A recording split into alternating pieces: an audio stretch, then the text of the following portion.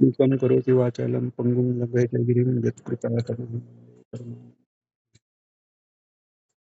हां, तर बुद्धी हा विषय आपला चालू होता आणि आपण बुद्धीचं पहिल्यांदा अ, वेगवेगळ्या स्टेजेसचं वेगवेगळ्या कन्सेप्ट प्रमाणे वर्गीकरण पाहिलं. म्हणजे आता ठीक आहे? हां. तर बुद्धीचं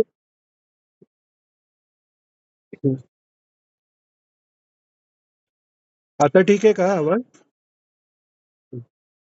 हां, आहे ना? ओके.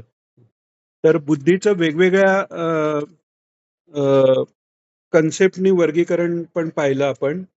अ, कोशाच्या अध्यासाप्रमाणे अन्नमय, प्राणमय, मनोमय, विज्ञानमय, आनंदमय अ, त्याच्याप्रमाणे वर्गीकरण किंवा योगसूत्रात जे अ, चित्ताच्या अवस्था सांगितल्या आहेत त्याच्याप्रमाणे वर्गीकरण आणि आपण ज्ञानभूमिकाप्रमाणे वर्गीकरण बघत होतो. याचा एक उद्देश आपण पाहिला की अ, आपली बुद्धी साधारण नेहमीचा विचार केला तर साधारण कोणत्या स्तरावर आहे हे आपल्याला कळलं पाहिजे आणि त्याच्याबरोबर जे काही आपल्या प्रारब्धानुसार चढ उतार बुद्धीत येत राहतात तेव्हा त्या पर्टिक्युलर वेळी आपली बुद्धी कोणत्या स्टेजला आहे हे ह्याचं जर आपल्याला भान राहिलं तर त्याच्यावरून पुढच्या स्टेजला कसं जाता येईल हे आपल्याला पाहता येईल.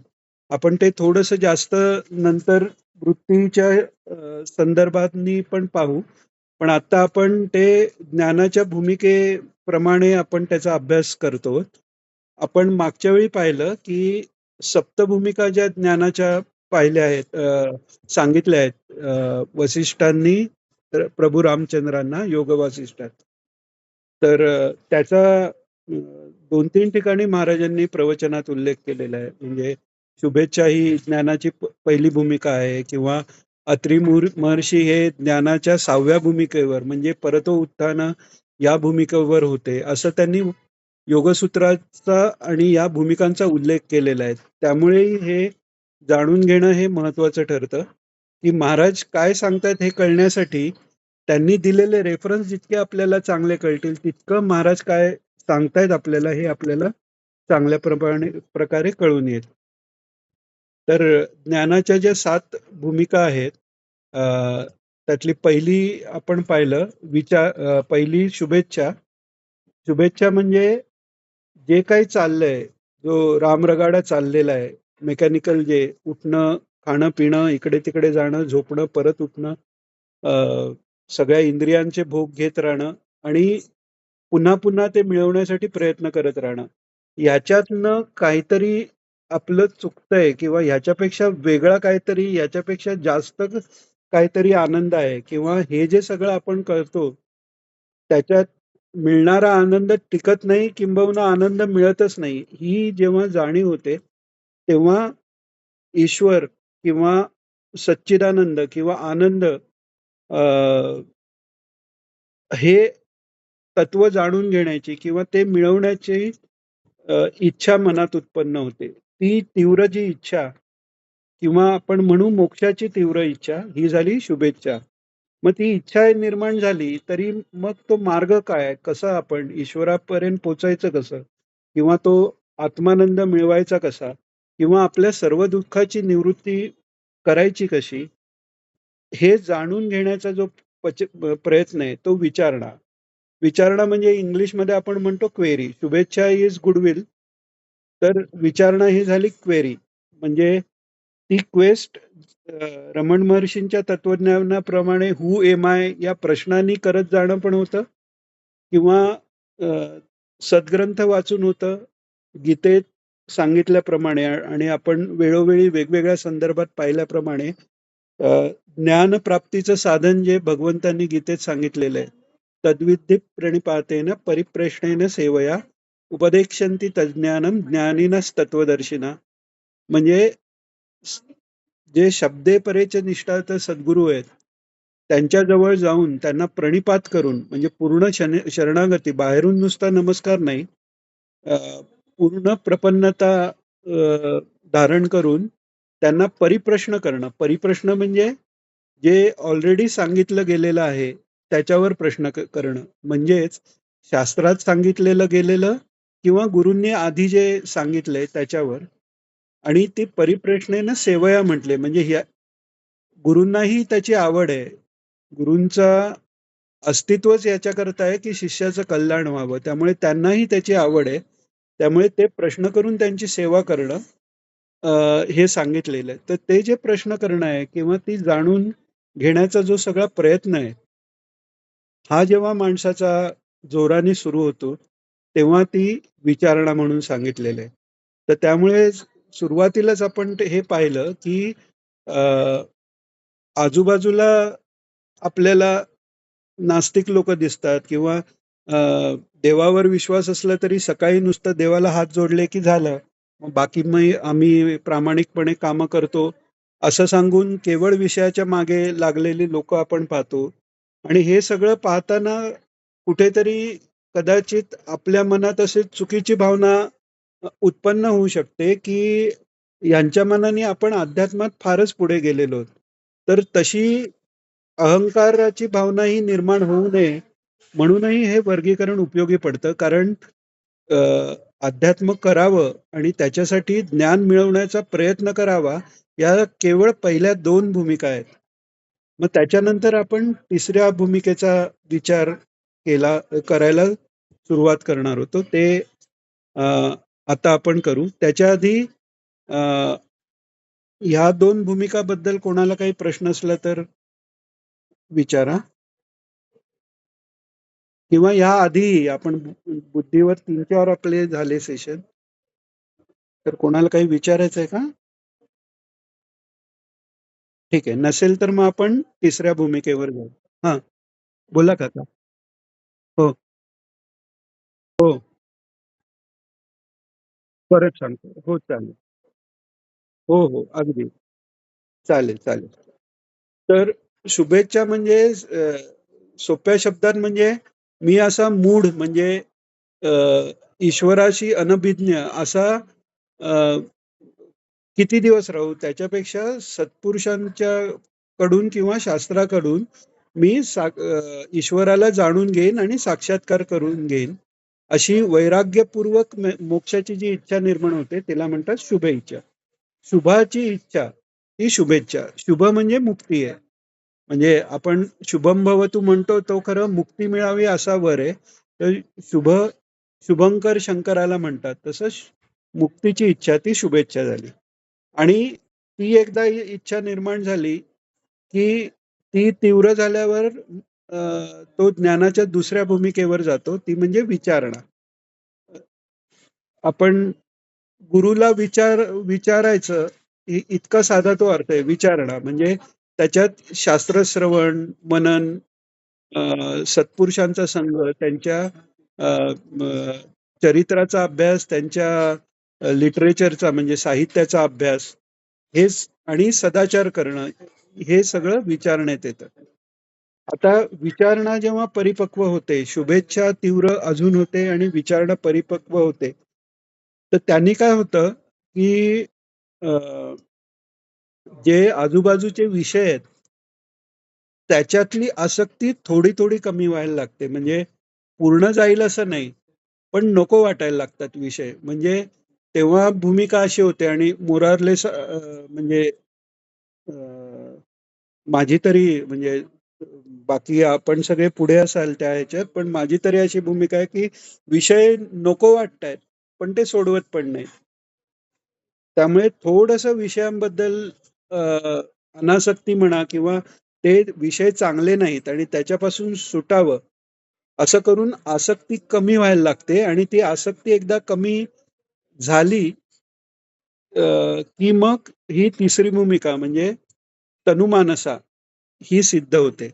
तनु याचा अर्थ सूक्ष्म, मानसा म्हणजे सूक्ष्म मन तयार होणं म्हणजे तनुमानसा. म्हणजे काय? एकदा ठराविक लेव्हलपर्यंत बाकी सगळ्या विषयांची आसक्ती गेली की जो आपला फोकस आहे, जो आपला कॉन्सन्ट्रेशन आहे ते कोण आला कोण गेला किंवा अ, नाक्यावर बसायला गेलो किंवा आज इकडे गेलो उद्या त्याला भेटलं हे सगळं कमी होऊन अ, अभ्यास जास्त झाला, चिंतन जास्त झालं, ध्यान जास्त झालं. याची सुरुवात होऊन ते वाढून मन सूक्ष्म होतं. सूक्ष्म होतं म्हणजे कसं होतं मन, की आता त्याची तयारी होते, की सद्गुरू जे सांगतील ते कळायला सुरुवात होते. म्हणजे आपण जर अ, अ, योगाच्या भूमिका बघितल्या किंवा ज्ञानाची ज्या अ, ज्ञानाभ्यासात ज्या भूमिका सांगितल्या आहेत, त्याच्यात श्रवण, मनन, त्याच्यानंतर निदिध्यासन सांगितलंय. तर निदिध्यासनापर्यंत किंवा योगामध्ये प्रत्याहारापर्यंत पोचला की ती झाली तनुमानुसा. मग मन सूक्ष्म झालं आणि ते सूक्ष्म विषय ग्रहण करायला योग्य झालं. म्हणजे आता कुठे खरी योग्यता आली की गुरु काय सांगतायत ते कळायला लागलं. म्हणजे याचा अर्थ असाही आहे की त्याच्या आधी विचारणा या भूमिकेत इतका अभ्यास करणं पूर्ण अर्थ कळला नाही तरी ह्याच्यातच माझं कल्याण आहे आणि आत्ता नाही कळलं तर परत कळेल म्हणून पुन्हा पुन्हा प्रयत्न करणं, पुन्हा पुन्हा वाचणं, पुन्हा पुन्हा सद्गुरूंना विचारणं आणि सद्गुरूंना त्यात त्रास नाहीये, त्यांनाही तो आनंद आहे. तर त्यांनी सांगितलेले ग्रंथ या सगळ्याचं परत परत वाचन करून ती सूक्ष्मावस्था निर्माण झाली की त्याच्यानंतर तो अर्थ समजायला सुरुवात होते. आता हे का सांगायचं, कारण बरेचसे जे शास्त्र ग्रंथ आहेत त्याच्या संज्ञा ज्या आहेत त्या एकतर संस्कृतमध्ये आहे. संस्कृतचा अभ्यास असणं हेच आता खूप कमी झालेलं आहे. मराठीचाही अभ्यास कमी झालेला आहे आणि त्या ह्याच्यात कदाचित एखादा उत्साहाने जरी सुरू केला तरी नीट कळत नाही म्हणून थांबण्याची पण शक्यता असते. कितीतरी आपल्यालाही माहिती असतील साधक की अ, अ, मराठी माध्यम नसल्यामुळे म्हणा किंवा वाचायची सवय नसल्यामुळे सांगतात आम्ही घेतलेत महाराजांची पुस्तकं पण ती काही वाचली गेली नाहीत. याचं मुख्य कारण हे होतं की सर्वात पहिल्यांदा ती शुभेच्छा तीव्र असली पाहिजे. ती नसली तर वाचलं नाही जाणार.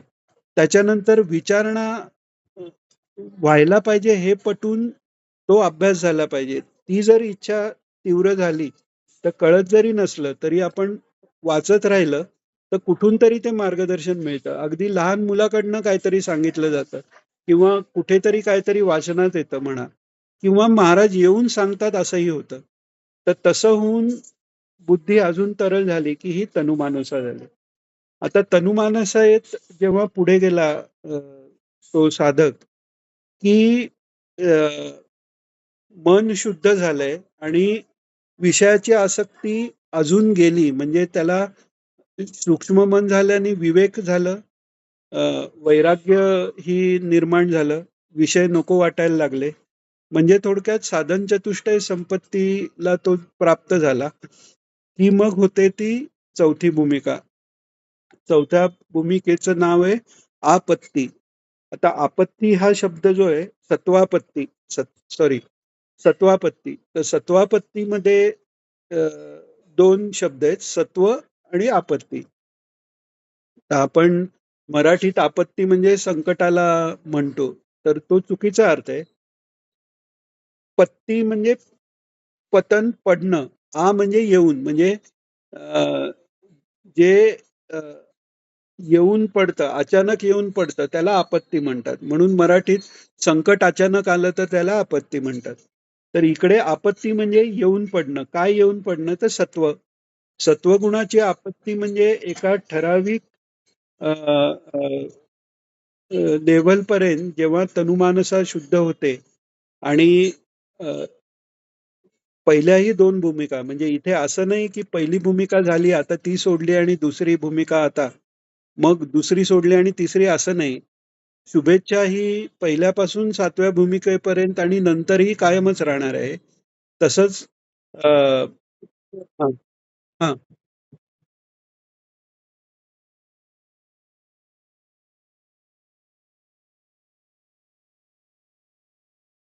हां. खरं शुभ काय आहे याची प्रत्येकाची जी कल्पना आहे त्याच्या त्याच्यापासून त्याच्यावरून शुभेच्छा हे ठरतं.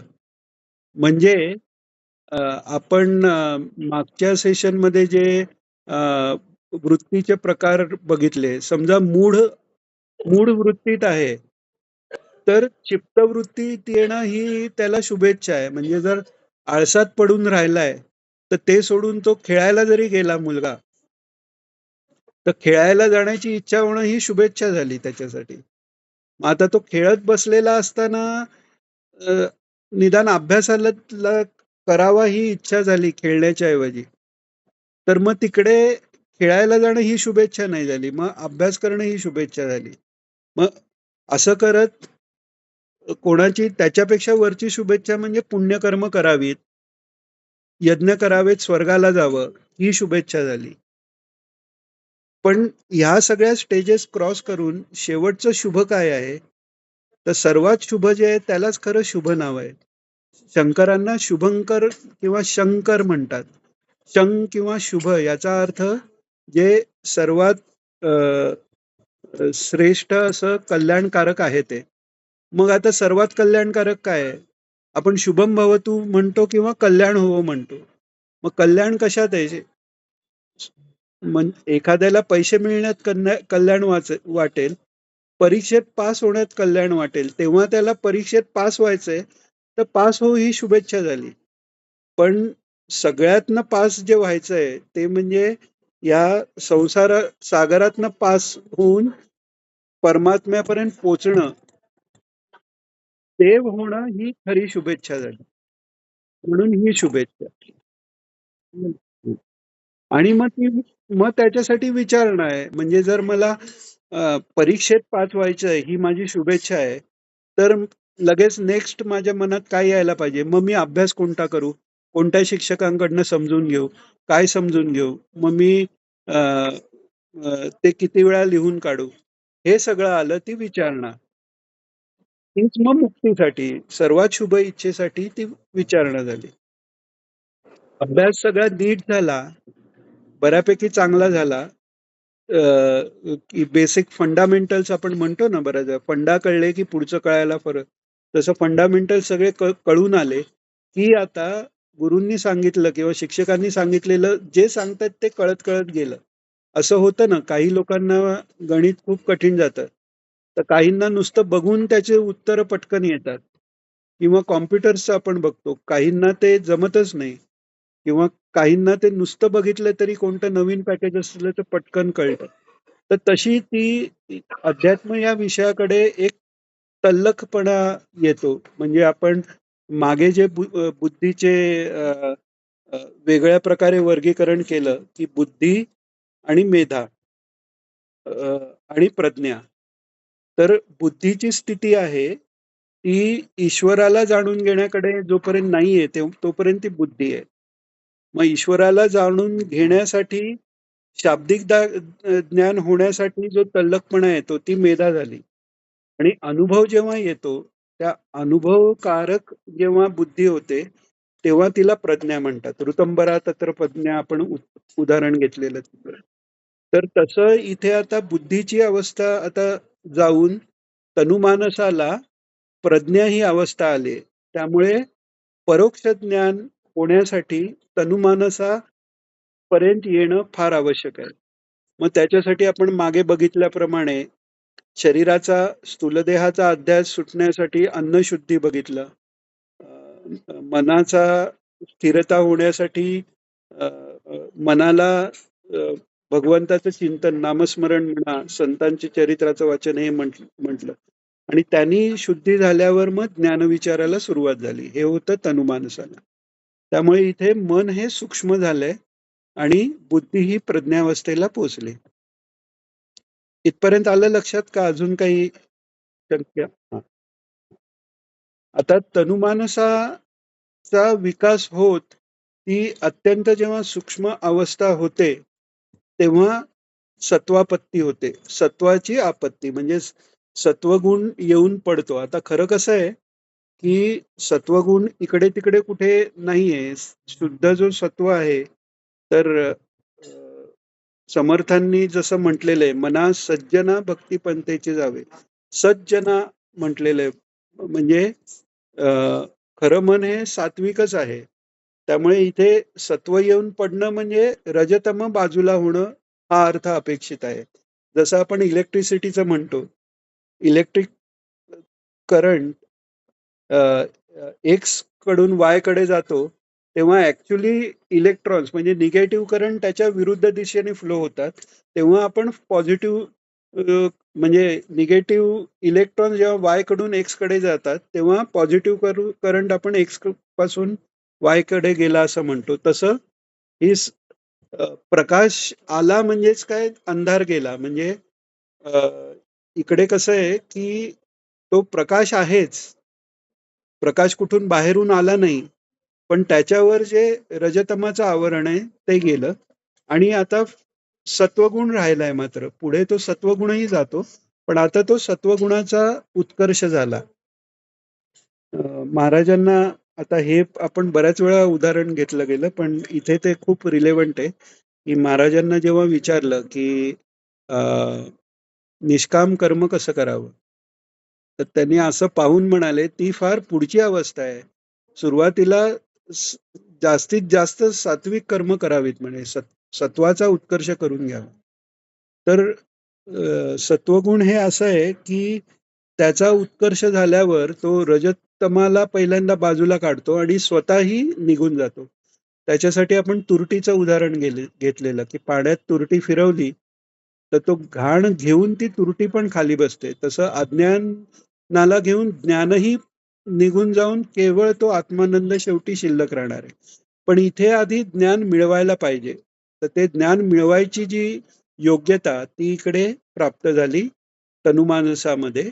आणि मग ते ज्ञान जसं मिळत गेलं तेव्हा त्याच्या पुढची जी अवस्था आहे सत्वापत्तीतील मिळाली. आता सत्वापत्ती जर एका वाक्यात सांगायची झाली किंवा 2 वाक्यात सांगायची झाली, तर शुभेच्छा, विचारणा आणि तनुमानसा ह्या भूमिकांचा सतत अभ्यास करून संसाराच्या विषयापासून पूर्ण विरक्त होऊन अ, आत्मस्वरूप जे आहे, जीवात्म्याचं जे शुद्ध स्वरूप, जे आपण दिगंबरा दिगंबरा श्रीपादवल्लभ दिगंबरा मधल्या पहिल्या दिगंबराचा अर्थ बघितला, जे अंतर्यामी प्रत्येक ब्रह्माचं स्वरूप आहे, ते समजून घेऊन त्या परमात्म्याशी एकरूप होणं याला सत्वापत्ती म्हणतात.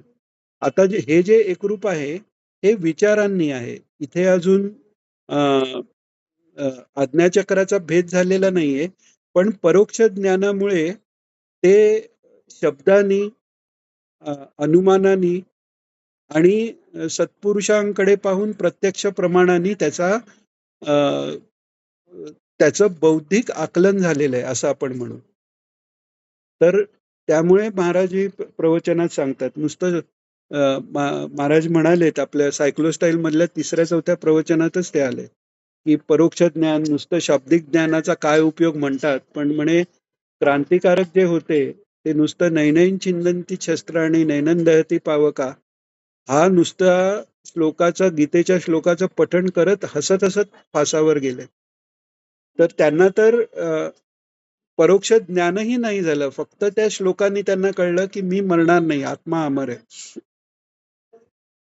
तर परोक्ष ज्ञान म्हणजे आत्म्याचं स्वरूपही कळलेलं आहे आणि तो आत्मा, जीवात्मा म्हणजे प्रत्यगात्मा, तो आणि परमात्मा अ, एकच आहे याचा अभ्यास त्यांचा सुरू झाला. पण आत आपलं मन आणि बुद्धी याच्यापेक्षा वेगळं काहीतरी आत्मतत्व आहे हे त्यांना शब्दांनी कळलेलं आहे. आणि कधी काळी साधनेमुळे म्हणा किंवा सद्गुरूंच्या कृपेने कधी काळी त्याचा अनुभवही आलेला आहे. पण तिथे मायेचा पडदा आहे, अजून अज्ञाचक्राचा भेद झालेला नाही. म्हणजे साधारण सत्वापत्ती ही अवस्था आहे. ही अवस्था आपल्याला असं म्हणता येईल की विशुद्ध चक्राचा जेव्हा भेद होतो त्यावेळी परोक्ष ज्ञान झालेलं आहे आणि ते ज्ञान सांगताही येतंय. स्वतःलाही झालेलं आहे, दुसऱ्यालाही सांगता येतंय. पण विरक्ती ही आहे, पण ती पूर्ण विरक्ती नाहीये. आता पूर्ण विरक्ती नाहीये म्हणजे काय? इथे तर आपण डेफिनेशन मध्ये म्हटलं तर अ, सत्वापत्तीमध्ये विरक्ती आली आणि आता आपण म्हणतोय पूर्ण विरक्ती नाही. तर ते समजून घेण्यासाठी ना महाराजांनी एक प्रवचनात छान गोष्ट सांगितली, राका कुंभाराची. तर ती इथे खूप रिलेव्हंट आहे आपल्याला. कारण यात कसं होतंय, की ज्ञानाच्या तिसऱ्या भूमिकेपासूनच विरक्ती आली, विरक्ती आली, विरक्ती आली, असं पुढे-पुढे येत जातंय. मग आधीच विरक्ती आले, मग आता सत्वापत्तीमध्ये अधिक काय झालं? बरं सत्वापत्तीमध्ये इतके आले, तर मग 5व्या भूमिकेवर असंसक्तीमध्ये अजून विरक्ती सांगितली ती काय? तर ते कळण्यासाठी म्हणून ही गोष्ट खूप उपयोगी पडते.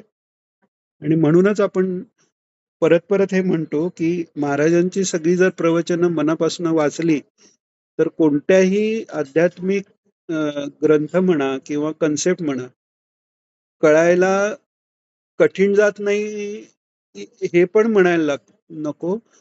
ते सगळं कळलेलाच असतो. इतकं सोप्पं महाराजांनी सांगून ठेवलेलं आणि त्यांची दया आहे. म्हणजे आपल्याला त्या अगदी ज्ञानाच्या इतक्या वरच्या भूमिकेपर्यंत जाईपर्यंत थांबायला पण नको, इतक्या सोप्या शब्दात महाराजांनी सांगितलं.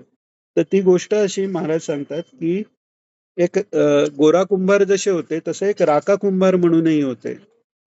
आणि एकदा त्यांनी त्यांची मडकी सगळी अ, भाजायला ठेवली आणि अनावधानाने त्यातल्या एका मडक्यात मांजरीनी दिलेली पिल्लं तशीच राहिली आणि ते खूप आत गेलंय मडकं आणि तो सगळी मडकी रचून झाली. त्याच्यावर ते काही अ, लाकडं म्हणा, चारा सगळा ज्वालाग्रही पदार्थ टाकून ते पेटवलं आणि ती मांजर अशी आजूबाजूला त्याच्या फिरायला लागली. त्यांनी त्यांच्या लक्षात आलं काय गडबड झाली ते, की ते मांजराची पिल्लं त्या आगीत आत अडकलीत आणि तो इतका भडका उडाला, की ती 2-3 दिवस ती आग शांत व्हायला जातं. तर हे पांडुरंगाला प्रार्थना करतात, की मी माझ्यासाठी तर काही नाही मागितलं, पण हा असा मोठा अपराध होईल माझ्याकडनं. त्या बिचाऱ्या जीवाची मुलं माझ्यामुळे मरतील. तर असं होऊन देऊ नका भगवंता आणि तुम्ही जर ही पिल्लं वाचवलीत, तर मी माझं सर्वस्व सोडून तुमच्या सेवेला पंढरपुरात येऊन राहीन म्हणतात. आणि मग ती आग शांत होते. मग ती मडकी काढतात. तर ती 4 पिल्लं सुखरूप बाहेर येतात. लगेच तिथल्या तिथे ते अंगावरच्या कपड्यानिशी ते आणि त्यांची पत्नी. पत्नीचं नाव बाका असतं, यांचं नाव राका. हे दोघेही पंढरपूरला येतात. तर आता मुख्य आपल्याला महत्वाची जाणून घ्यायची अ, गोष्ट पुढे आहे, की एकदा हे राका पुढे चाललेले असतात आणि त्यांची बायको मागून चालली.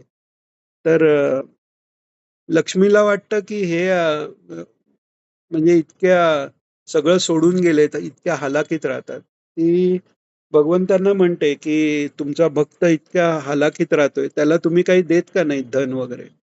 तर ते म्हणतात, त्याला कशाची आवश्यकता नाहीये म्हणाले. तरी म्हणते, "नाही, नाही असं काय खायला-प्यायला त्यांना इतके कष्ट करायला लागतात, मजुरी त्याच्यापेक्षा एका जागी बसून नाव घेतील आपलंच. थोडं तरी त्यांना अ, अ, निवांतपणा, थोडं तरी कम्फर्ट मिळायला नको का?" तर ते म्हणतात, "तुला पाहिजे तर दे काही धन त्यांना." तर लक्ष्मी एक सोन्याच्या मोराचं थैलं त्यांच्या वाटेत टाकते आणि 4-5 मोहरा अशा बाहेर त्याच्यात पडलेल्या असतात. तर त्या जाताना राका कुंभाराला ते दिसतं. दिसल्यावर त्यांच्या मनात विचार येतो, की हे जर पत्नीने पाहिलं आपल्या आणि तिला जर मोह निर्माण झाला हे उचलण्याचा, तर ते चांगलं नाही होणार. म्हणून ते पायानेच त्याच्यावर माती सरकवतात आणि पुढे जातात. आणि ते त्यांची बायको पाहते आणि म्हणते, "वाह! वाह! तुमचं वैराग्य." म्हणजे म्हणे, "अजून 2 मातीमध्ये तुम्हाला फरक वाटतो का?" म्हणे. तर हे वैराग्य आहे. म्हणजे ज्ञानाच्या दुसऱ्या भूमिकेवर वैराग्याला सुरुवात झाली, की तोंडाने तरी म्हणतोय आपण, की विषय नको, चांगलं-चुंगलं खायला नको, बाहेरचं खायला नको, तोंडाने म्हणतोय, पण खातोय अजून. तर ते खाताना जाणीव तरी होते, थोडं तरी कमी होतंय. हे दुसऱ्या भूमिकेवर आहे. तिसऱ्या भूमिकेवर ते बऱ्यापैकी कमी झालंय. चौथ्या भूमिकेवर ते थांबलंय, पण डिस्क्रिमिनेशन आहे. जसं सोनं आणि माती हे डिस्क्रिमिनेशन आहे. तसं हे अमुक खाणं ते आपल्याला नको, हे म्हणजे चांगलं. जोपर्यंत डिस्क्रिमिनेशन आहे तोपर्यंत अडकण्याची शक्यता आहे. तर त्यामुळे आज्ञाचक्राचा भेद झाल्यावर मग खाली येणं नाही, पण मणिपुरापासून खाली येऊ शकतो. फार रेअर केस आहे. जनरली असं आहे की अनाहत चक्राचा एकदा भेद झाला की अनलेस अदरवाईज काहीतरी मोठी चूक घडली किंवा महात्म्यांचा काही शाप झाला तरच खाली येऊ शकतो, नाही तर शक्यतो येत नाही. किंवा राजा भरतासारखं जर काही शेवटच्या वेळी स्मरण झालं दुसऱ्या गोष्टीचं, पण आज्ञाचक्राचा भेद झाला की तो मुक्तच आहे महात्मा. तर इथे चौथ्या भूमिकेवर अ, ते विरक्ती पूर्ण जरी असली तरी संसारचे विषय हे एक्झिस्ट करतात, ते अस्तित्वात आहे, ही जाणीव आहे. याच्यासाठी म्हणजे आता पुन्हा सत्वापत्ती आणि असंशक्ती जी पुढची भूमिका आहे त्याच्यात फरक कसा, याच्यासाठी ही एक गोष्ट आहे, ती असंशक्ती पाहताना आपण पाहू. तर इथे सत्वापत्ती म्हणजे मन तर सूक्ष्म झालंय आधीच्या ह्याच्यात आणि विरक्ती आली आणि पूर्ण परोक्ष ज्ञान इकडे झालेलं आहे. ही झाली सत्वापत्ती. तर सत्वापत्तीपर्यंत लक्षात आलंय? वा, छान.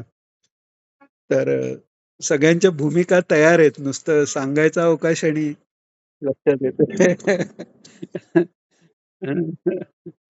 अ, सत्वापत्ती नंतर निरंतर तो अभ्यास चालू राहिला. म्हणजे इकडेही सद्ग्रंथ वाचन आहे, समाधीचा अभ्यास आहे, वैराग्याचा अभ्यास आहे, कर्तव्य कर्म योग्यपणे करणं आहे. हे सगळं चालू आहे. कोणाला न दुखवणं, सर्वभूत हिते रत राहणं, हे सगळं चालू राहून मग पुढे ज्ञानाची पाचवी भूमिका येते. आता ही ज्ञानाची पाचवी भूमिका फार महत्वाची आहे.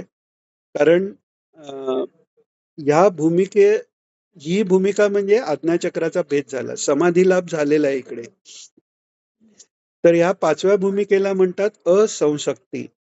म्हणजे विषयाची पासून पूर्ण असंग झालेलं आहे चित्त.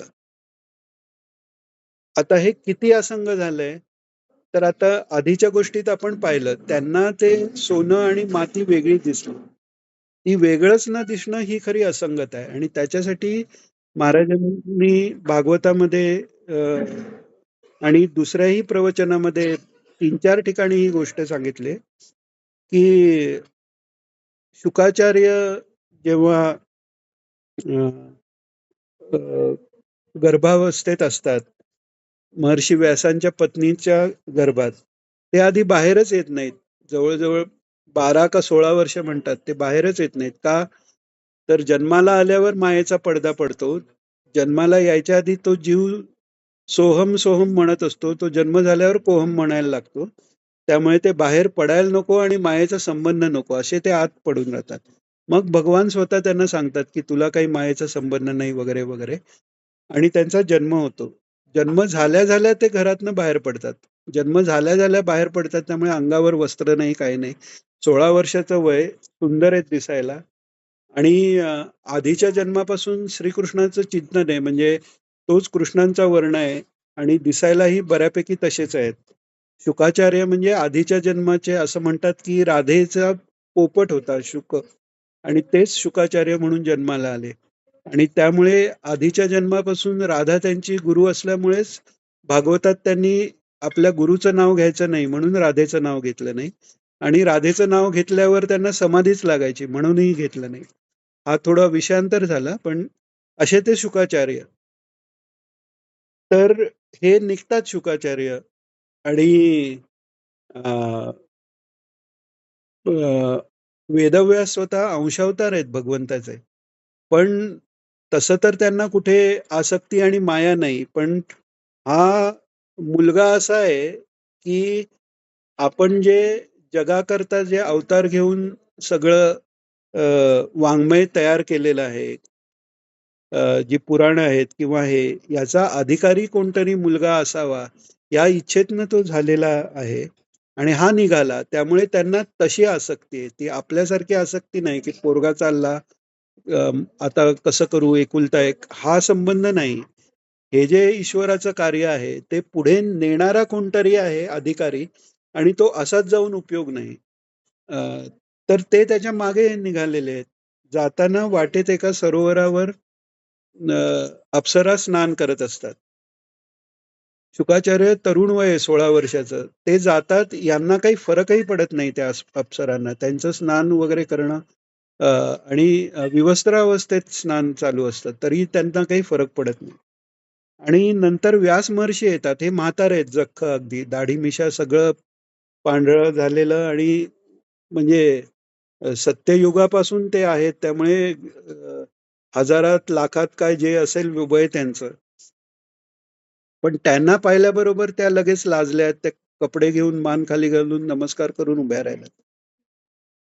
तर वेदव्यास म्हणतात, की माझा तरुण मुलगा तुमच्या जवळून गेला, तुम्हाला काही फरक पडला नाही. आणि मी एवढा म्हातारा, मला तुम्ही पाहिल्याबरोबर लाजलात, हे कसं काय? तर त्या म्हणतात, महर्षी आपण विचारतात त्यातच उत्तर आलेलं आहे म्हणाले. तुमच्या दृष्टीने अजून स्त्री-पुरुष हा भेद राहिलाय म्हणाले. तुमच्या पुत्राला तो काही भेद नाही. तर हा फरक आहे, की सत्वापत्तीपर्यंत जेव्हा आलेला आहे, तेव्हा हे विषय आहेत. पण त्याच्यापासून म्हणजे सत्वापत्तीच्याही आधीपासून आपण विचार केला, तर जेव्हा तनुमानस आहेत कसं, हे विषय आहेत आणि हे मला नकोयत असं असा विचार आहे. सत्वापत्तीमध्ये हे विषय आहेत आणि त्याच्यापासून मी अलिप्त आहे, ही भावना आहे. असंसक्तीमध्ये हे विषय आहेत, ही भावना आता लयाला चालली आहे. ही झाली असंसक्ती आणि समाधीचा लाभ झालेला आहे. पण समाधीतनं उतरल्यावर परत त्या विषयांचं भान आहे अजूनही. त्यामुळे अ, ही जी 5वी भूमिका आहे, तिचं नाव आहे असंसक्ती. तर त्याचं 2 वाक्यात आपल्याला जर 2-3 वाक्यात एक्सप्लेन करायचं झालं किंवा त्याची व्याख्या बघायची झाली, तर अशी करता येईल, की आधीच्या ज्या 4 भावना आहेत, 4 भूमिका आहेत. कोणत्या? तर शुभेच्छा, विचारणा, अ, मानसा आणि सत्वापत्ती ह्या सिद्ध झाल्यावर स्वाभाविक अभ्यासाने सगळ्या चित्ताचे सबाह्य अभ्यंतर जे काही विषय आहेत, त्याच्यापासून असंग राहणं हे त्यांचा स्वभाव होतो. ते असंसक्त म्हणजे संसक्त नसलेलं, आसक्त नसलेलं असं अंतःकरण कायम राहणं आणि समाधीत स्थिर होणं याला असंसक्ती म्हटलेलं आहे. म्हणजे असंसक्ती तसं म्हटलं तर ही समाधीच झाली. आणि इथे ब्रह्मज्ञानाची प्राप्ती आहे. आनंद तो मिळतो आहे. मात्र अ, पूर्वकर्मानी जे प्रारब्ध शिल्लक राहिलेलं आहे. समाधीचा एकदा लाभ झाला, की क्रियमाण संपलं आणि समाधी लाभ झाल्यावर क्रियमाण तयारच होत नाही. त्याच्यानंतर जे संचित कर्म आहे, त्याची होळी झाली ज्ञानाग्नी. मग राहिलं काय तर प्रारब्ध कर्म. तर आपलं प्रारब्ध कर्म किंवा दुसऱ्याची इच्छा, दुसऱ्याचं प्रारब्ध कर्म. यांनी समाधीचा जरी लाभ झाला, तरी तो उठू शकतो. म्हणजे समाधीतनं जागृत होऊ शकतो. याला म्हणतात स्वतः उत्थाना. म्हणजे समाधी लागलेली असताना स्वतःच प्रारब्ध काहीतरी येऊन उठावंसं वाटणं आणि उठणं. याचंही उदाहरण महाराजांनी भागवतात दिलेलं आहे.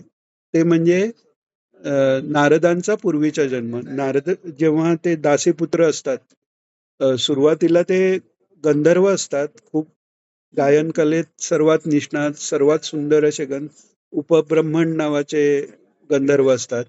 मग ते काहीतरी त्यांच्याकडनं प्रमाद होतो. म्हणजे ब्रह्मदेवांनी बोलवलेल्या सभेत ईश्वराचे गुण, भगवंताचे गुण गाण्याच्या ऐवजी काहीतरी ग्राम्य गीते ते गायला लागतात आणि मग ब्रह्मदेव त्यांना शाप देतात.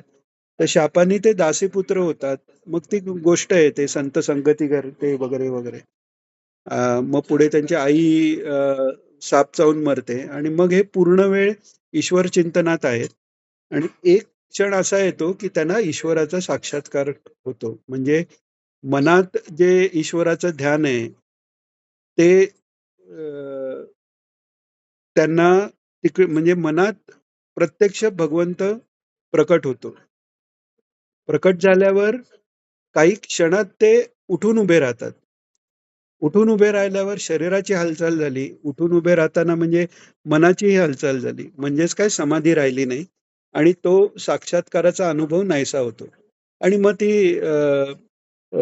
पुढे आकाशवाणी होते, की आता फक्त तुला एक तुझा विश्वास राहावा म्हणून झलक दाखवली आणि मग पुढच्या जन्मी तू ब्रह्मदेवाचा पुत्र म्हणून येशील वगैरे, वगैरे, वगैरे. पण तिथे जे आहे, की त्यांचंच प्रारब्ध काहीतरी पूर्वीचं आड येऊन पटकन उठावंसं वाटलं. तर हे झालं परतो उत्थान. किंवा समाधी लावून बसलेला आहे आणि दुसऱ्याने येऊन, "अरे ह्याला काय झालं? श्वास लागत नाही. याला हलवा, याला उठवा." असं करून कोणी उठवलं तर त्याला म्हणतात परतो उत्थान. तर इथे स्वतः आणि परतो दोन्ही उत्थानं पॉसिबल आहेत. असंसक्ती या 5व्या भूमिकेवर. पुन्हा असंसक्तीमध्ये ज्ञान झालेलं आहे.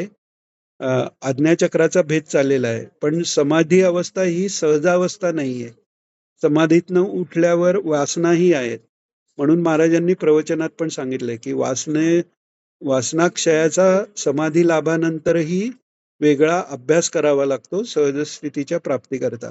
आणि म्हणून आपण पाहतो सहस्रार्जुनाचं उदाहरण हे महाराजांनी दिलेलं आहे, की ते त्यांचं प्रारब्ध समोर आलं. सहस्रार्जुनाबद्दल दत्त महात्म्यात आलंय, की त्यांना समाधीचा लाभ झाल्यानंतर एक दीड वर्ष समाधी अवस्थेत बसलेले आहेत. म्हणजे दुसऱ्या वेळी तर समाधी अवस्थेत बसलेले असताना त्यांना दत्तप्रभूंनी जागं केलं. का जागं केलं? कारण पूर्वी राज्य करावं याच्यासाठी जी काय सिद्धीचा लाभ व्हावा याच्यासाठी तपश्चर्या केली. साहंकार 85,000 वर्ष राज्य केलंय. ते प्रारब्ध आहे. त्याच्यामुळे भगवंतांनीही त्यांना जागं केलं. पण असा तो सहस्रार्जुन असताना कामधेनूचा तो मोह त्यांना व्हावा, हे प्रारब्ध आहे. म्हणजे ज्ञानप्राप्तीनंतरही अशी काही दुर्वासनाही समोर येऊ शकते.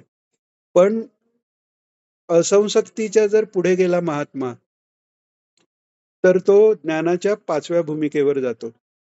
6व्या भूमिकेवर जातो. त्यापूर्वी असंसक्ती ही भूमिका कळली आहे सगळ्यांना? यात काही प्रश्न आहे?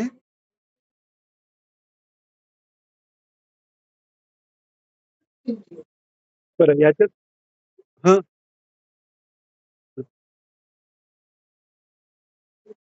बरं. बरं अजून एक थोडंसं वेगळ्या प्रकारे पण सांगून बघतो. आपलं अ, जे अंतःकरण चतुष्टय म्हणतो किंवा अंतःकरण म्हणतो आपण. आपली स्थूल शरीरात आणि सूक्ष्म शरीरात पंच ज्ञानेंद्रिय आणि पंच कर्मेंद्रिये आणि अ, अंतःकरण चतुष्टय ते म्हणजे अहंकार, चित्त, मन आणि बुद्धी हे त्या अंतःकरणाच्या 4 अवस्था आहेत. तर ते अंतःकरण का म्हणतात त्याला? तर अंतक म्हणजे आतलं, करण म्हणजे साधन किंवा इन्स्ट्रुमेंट म्हणू आपण. आपण म्हणतो की पूजेची उपकरणं किंवा विजेची उपकरणं. उपकरणं म्हणजे मेन जे साधन आहे त्याला लागणारी इतर साधनं त्याला उपकरणं म्हणतो. तर करण म्हणजे ती इन्स्ट्रुमेंट जी वापरली जातात. म्हणजे अ, स या वेदांत ग्रंथात नेहमी उदाहरण देतात, की कुंभार जो घडा तयार करतो, तर त्यातलं जे कुंभाराचं चाक आहे, तेही एक करण आहे, पण ते बाह्यकरण आहे. म्हणजे बाहेर असलेलं साधन, ते बाह्यकरण झालं. त्यामुळे हे कान आहेत हे बाह्यकरण म्हणजे श्रोत्रेंद्रिय हे पण बाह्यकरण झालं. सगळी ज्ञानेंद्रिय जी आहेत आणि सगळी कर्मेंद्रिय आहेत, ही स्थूल शरीराशी, प्राणाशी संबंधित असल्याने ती बाह्यकरणं झाली आणि ते सोडून जे अ, आतलं जे इन्स्ट्रुमेंट आहे ते अंतःकरण. हां, हां. तर हे अंतःकरण जे आहे, ते सोडून बाकी साधनाशी संबंध इथे संपलेला आहे.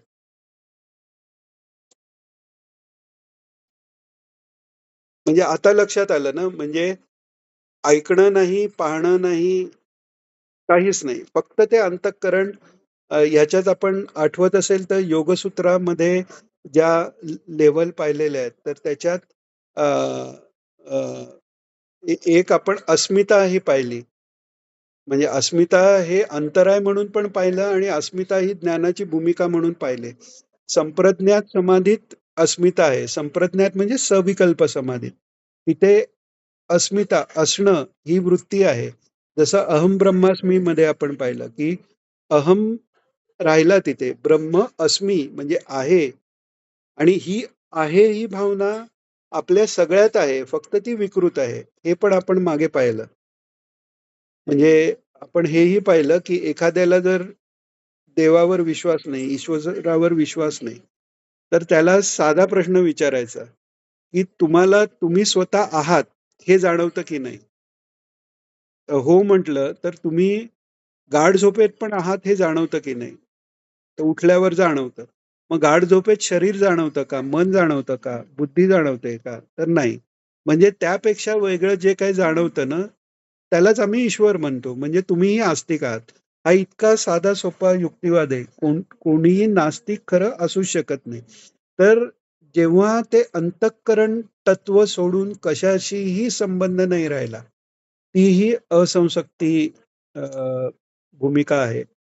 अ, ही ज्ञानाची 5वी भूमिका आणि त्या भूमिकेवर पोहोचल्यावर ब्रह्मज्ञान झालंच.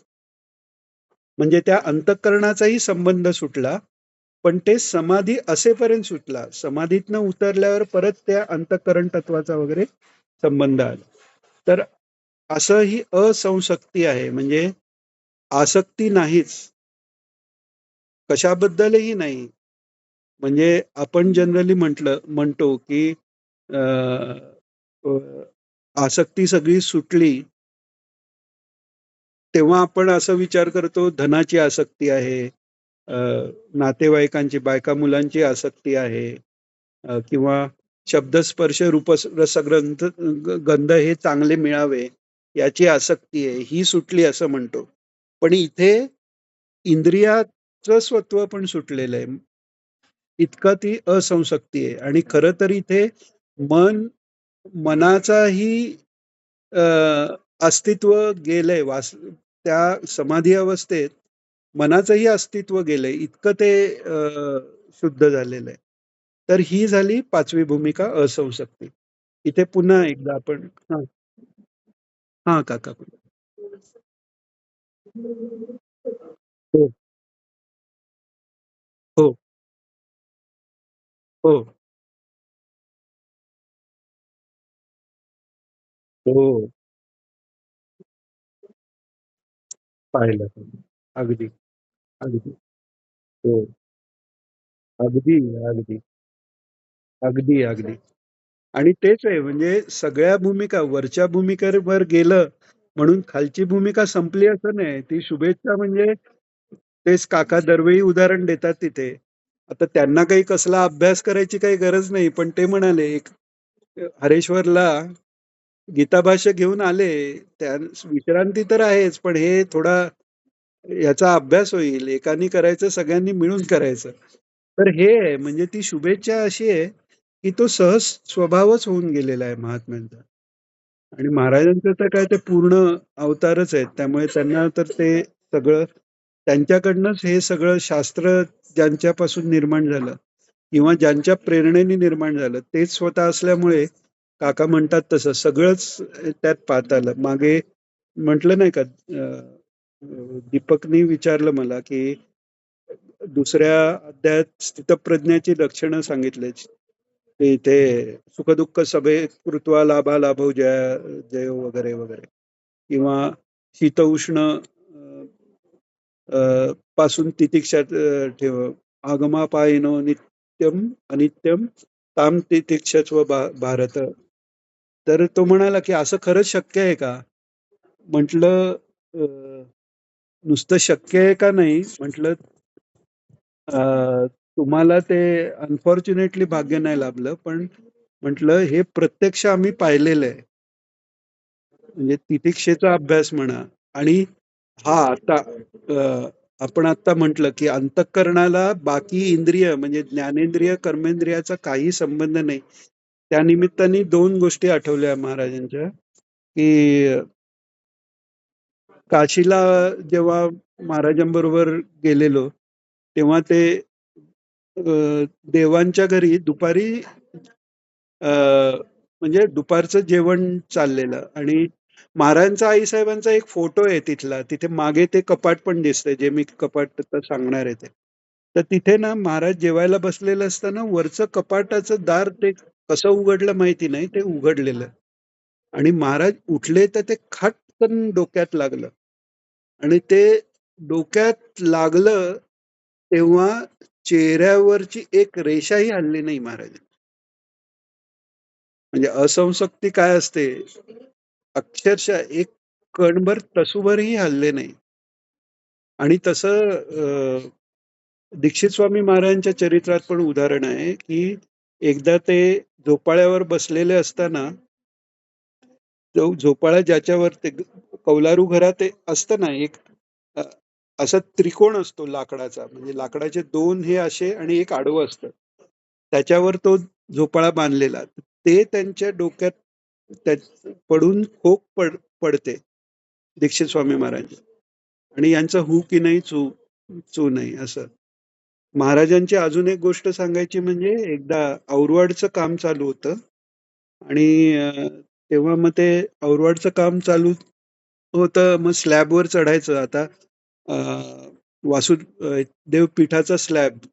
तर मग चपला कशा घालणार? त्यामुळे मग त्या काळात चपला घालायचो नाही आणि मग त्या स्लॅबवर चढलेलं तर लोखंडाच्या ह्यानी अ, अ, पाय कापला गेला.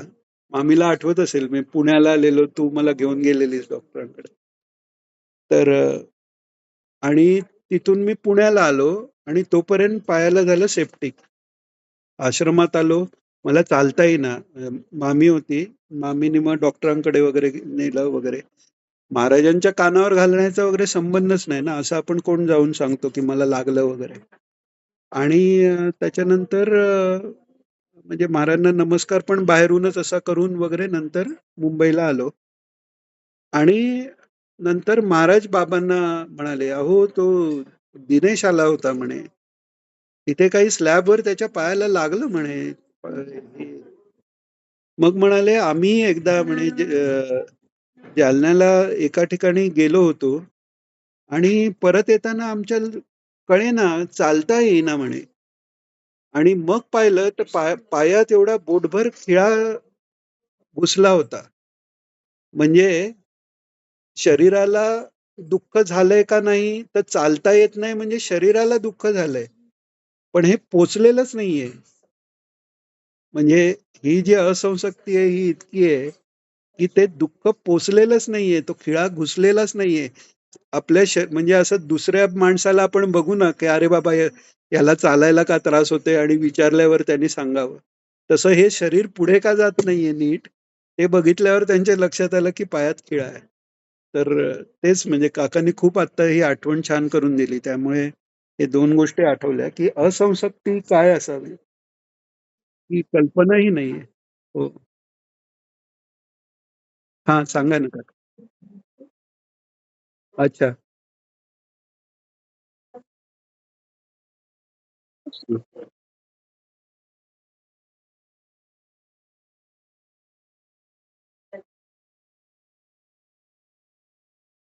पाचमढी.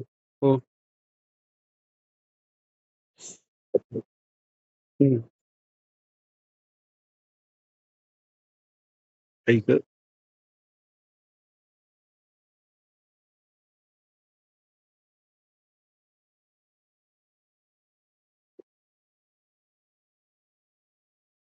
बापरे!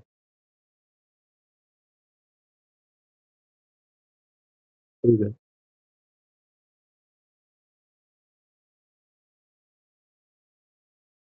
हं,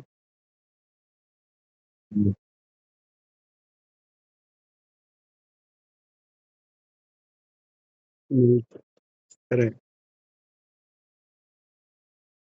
तेच ना, असं कुठे पाहायला काय बाकी ठिकाणी ऐकायला पण मिळत नाही एवढं.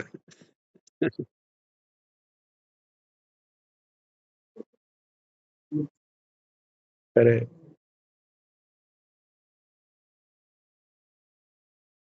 हो.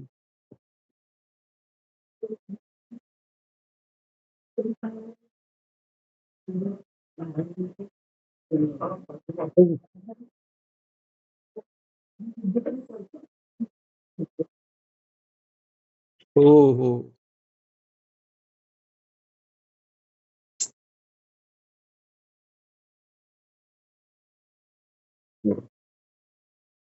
आणि हेच म्हणजे आता हे देहाच्या दुःखाबद्दल झालं. दुसरं ते आपण त्यांची शोभा नावाची मुलगी गेली तेव्हाचा पण प्रसंग आपण वाचतो ना. काही नाही म्हणे, की तिने खेळणी काही आणायला सांगितली होती. ती आणली असती तर दुःख झालं असतं म्हणाले. म्हणजे एवढंच बाकी काही आणि ते पण म्हणजे समाधानाकरता कोणाच्या तरी. आणि त्याच्याही पुढे जाऊन आचार्यांचं कंकण मिळाल्यावर म्हणाले ना, "ईश्वर दुःख देतो तसं सुखही देतो" म्हणाले.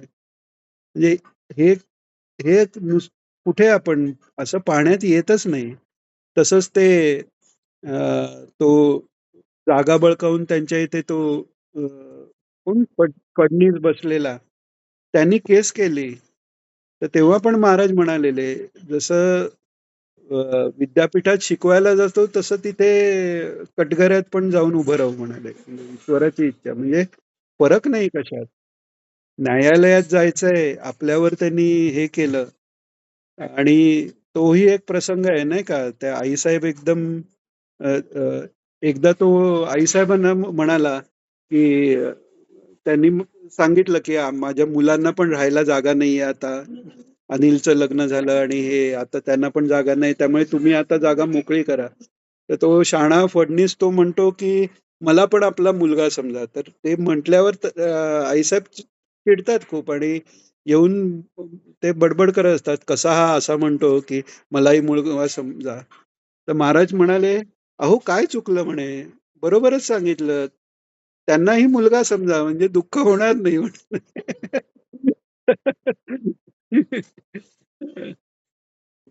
तर हे खरंच आहे.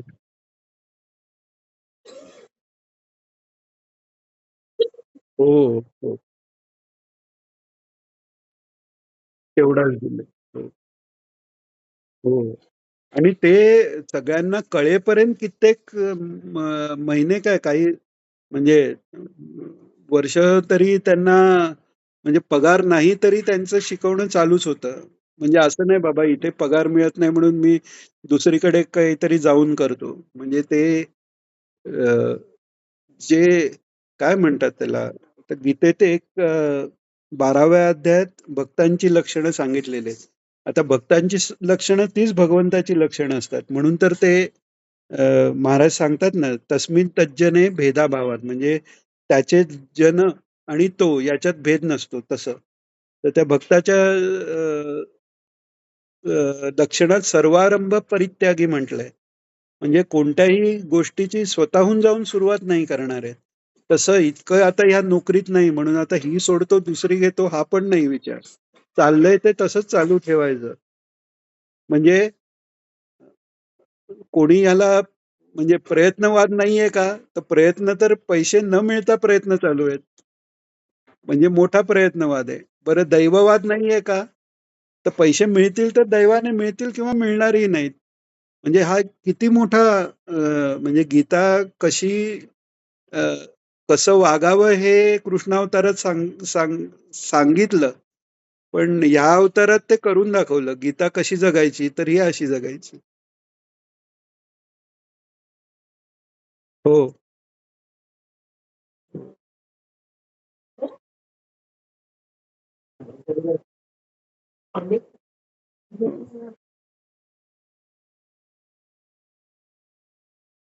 हो,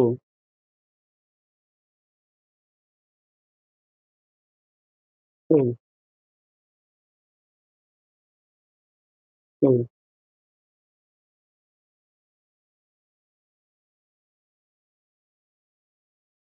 हो, हो.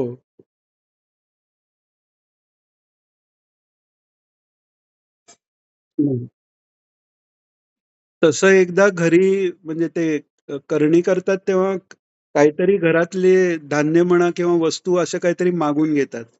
तर तशा काही अशा मोठं कुंकू लावलेल्या अशा उग्र बायका 2-3 येऊन धान्य मागायला लागल्या अशा. तर आई साहेबांना ते लक्षात येऊन त्यांना त्यांनी म्हणजे रागाने हे करून हाकलून दिलं. तर त्याच्यावर महाराज म्हणाले, "अहो काय त्यांची इच्छा होती त्याप्रमाणे देऊन टाकायचं" म्हणाले.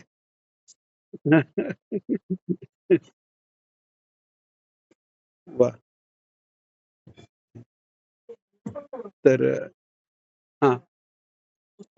हो, कृष्णाने विचारलेलं. हो, हो. नाही, नाही.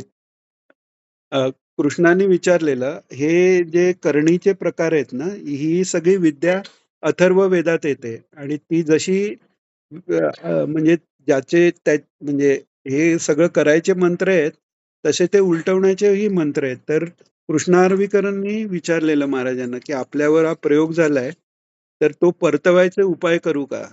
तर महाराज म्हणाले, "नको, नको, ब्रह्महत्या होईल" म्हणाले. म्हणजे कोण करतंय तो ब्राह्मण आहे, म्हणजे कोण आहे हे माहिती आहे. आणि अ, अ, ते करून नाही दिलं त्यांनी. पण जसं आपण भागवतात ऐकलेलं आहे. भागवतात म्हणजे किती अ, तेच ते आहे त्याचे किती दाखले आहेत, की भागवतात तो काशी राजा आहे. तो म्हणजे शंकरांना प्रसन्न करतो आणि तो करणीचे प्रयोग हे करतो म्हणजे तो अ, तर तेव्हा ते करायच्या आधी भगवान सांगतात, की याचा मंत्राचा प्रयोग, मंत्रप्रयोग आहे. तो जर तुम्ही अ, आत्मसाक्षात्कारी महात्म्यावर केला, तर तो तुमचाच नाश करेल म्हणून. आणि तरी तो करतो आणि मग ती जे अग्नी आहे, तो द्वारकेपर्यंत येऊन परत जातो आणि काशीचा पूर्ण अ, हे करतो आणि ती कृत्या त्या काशीराजाची मान कापते वगैरे, वगैरे. तर हे जेव्हा झालेलं ना, त्याच्यानंतर एक एक्स-वाय-झेड जे म्हणजे स्वतःला सत्पुरुष म्हणून डिक्लेअर करणारे आणि वाडीला पण त्यांनी काहीतरी स्वतःची मिरवणूक वगैरे काढलेली असे एक जण होते. गोडवणी महाराजांचे शिष्य. तर त्याच्यानंतर ते रक्ताची उलटी होऊन त्यांचा अंत झालाय. आणि त्यांचं रक्ताची उलटी होऊन अंत झाला हे त्यांच्याच शिष्यांनी सांगितलेलं. म्हणजे ते अगदी ते भावानी आणि ते महाराज आमचे कसे हे झाले, मग त्यांनी प्राणत्याग कसा केला, अशा ह्यानी ते सांगत होते.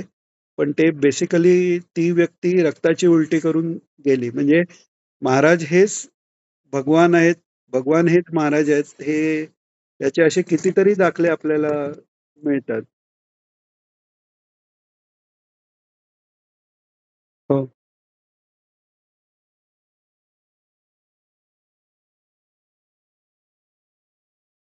हो. स्कूटर घेतली. हो.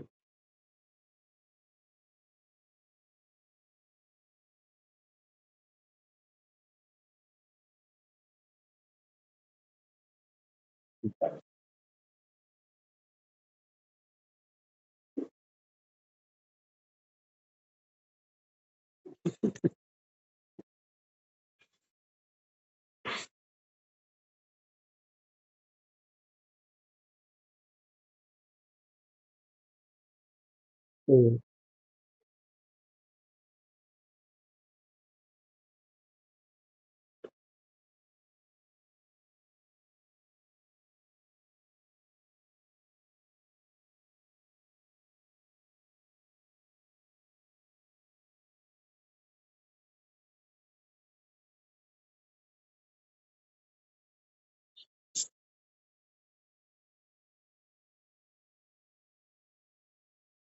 बापरे!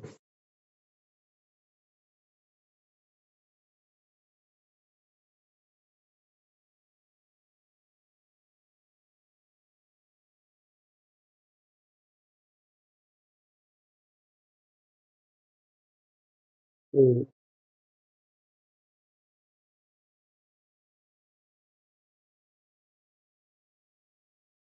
हो,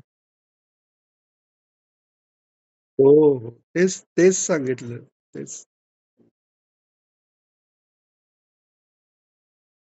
हं, हं. हां. हो, तेच मुख्य आहे काका. वाढलं तर चांगलंच आहे. तेच तर आपला सगळा उद्देश आहे.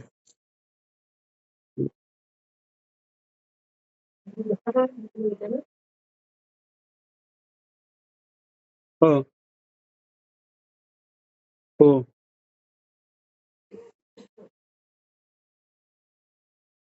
हो,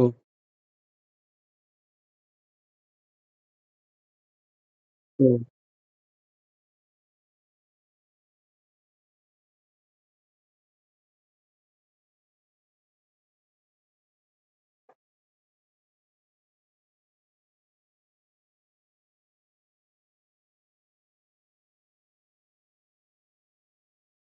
हे काम काका चालू होतं ना वरचं वाढवायचं, तेव्हा बाबांनी ते फाउंडेशनसाठी पीठ केलेले.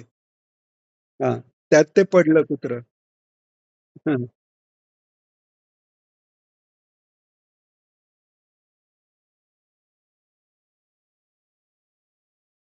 हो,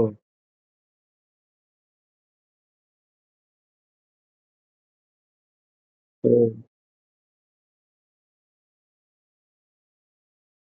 हां.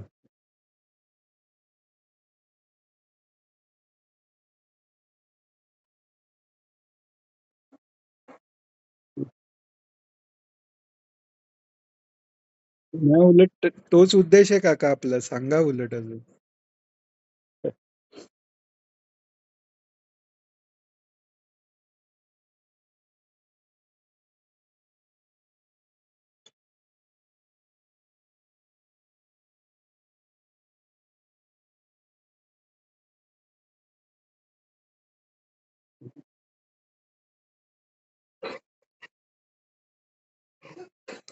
एकदा काहीतरी ह्याला वाडीला ते नेहमी पुजाऱ्यांकडे उतरायचे त्यांच्याकडे काहीतरी हे होतं का वाडीत सगळ्यांनाच अडचण आली असं काहीतरी.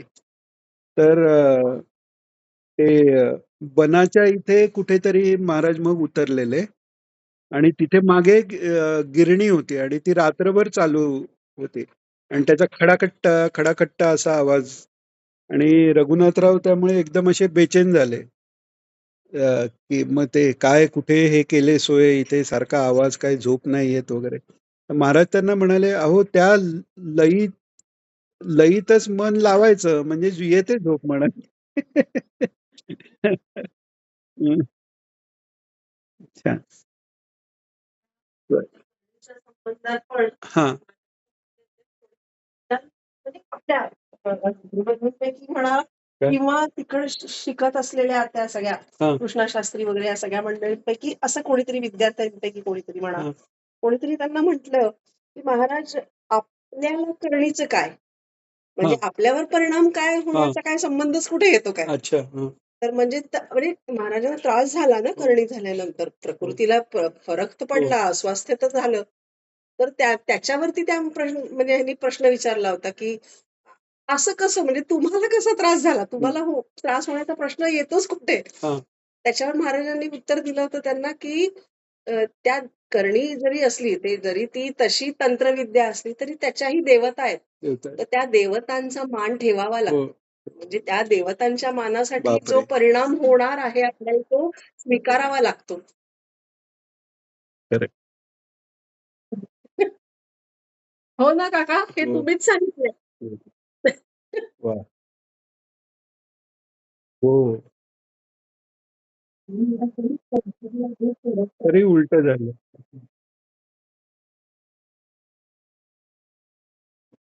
तेच मध्ये मध्ये एकाने विचारलेलं, की म्हणजे कधी-कधी असं होतं ना, की काही म्हणजे आपण पुराणात पण ऐकतो किंवा की काही-काही शक्ती ज्या म्हणजे देवता जरी असल्या, तरी त्यांच्याकडनं त्रास झाला किंवा काय झाला. तर त्या व्यक्तीने विचारलं, "असं महाराज आपल्या बाबतीत होऊन कसं देतात?" तर त्याच्यावर तेच सांगितलं, की म्हटलं, की अनाग्रही वृत्ती काय हे स्वतः ते जगले, ते आपल्याकडनं पण तीच अपेक्षा आहे त्यांची.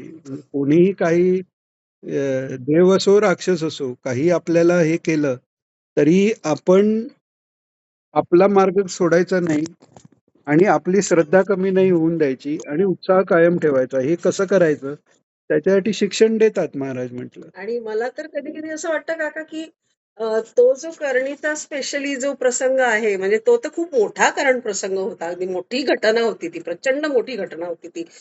तर त्या देवतेने सुद्धा कदाचित म्हणजे ज्या देवतेला आवाहन करून त्या तंत्राच्या मार्गाने जो प्रयोग केला गेला, तर त्या देवतेला पण बिचारीला असं होत असेल की अ, कोणावरती आपली शक्ती आपण करणार म्हणून आहोत तर हे ते तिलाही उलटलंच ना. तिलाही म्हणून ते नाही, नाही. ते झालं. माणसावर उलटलं तर झालं. पण आता हा देवतेचा आणि महाराजांचा विचार जर केला गेला, समजा त्या संबंधाचा विचार केला, तर तिला पण कसं झालंय असेल, की अ, जसं गुरुचरित्रात म्हटलंय ना, की गोकर्ण महाबळेश्वराची गोष्ट, की विष्णू म्हणतात शंकरांना, की "जड ठेले मज पुढे, पुढे मज." की आता मला कठीण झालं. आता तुम्ही जे काही आशीर्वाद देऊन ठेवलाय ह्याला रावणाला, त्याचं तर निस्तरणं मला जड जाणार आहे.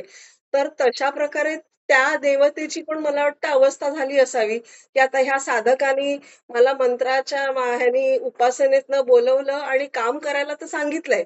पण मी काम कोणावर करणार आहे? प्रत्यक्ष परमात्म्यावरती करणार आहे तो प्रयोग. म्हणजे मला कधी असं वाटतं कधी-कधी, की त्या देवतेने नंतर जाऊन प्रायश्चित्त घेतलं असेल महाराजांच्या पायावर लोटांगण घालून, की ते करावं लागलं तिथे काय हे. होतं, ऍक्च्युली तिथे काय होतं, की देवता काही करत नाहीत. पण हे त्या मंत्राला शक्ती कोणी दिली? शेवटी यांनीच दिली ना. त्यांनीच दिले ना, मग त्यामुळे तेच ना. त्यांचे त्यांचे ते नियम करून हो, दाखवतात तसं. बरोबर आहे ना. पण म्हणजे त्यावेळेला निमित्त मात्र हो, ती देवता उभी आहे ना. हो. तिने प्रायश्चित्त केलं असेल, की बाबा मला काय करावं लागलं? तुमच्यावरती करायला लागलं तर मला माफ करा.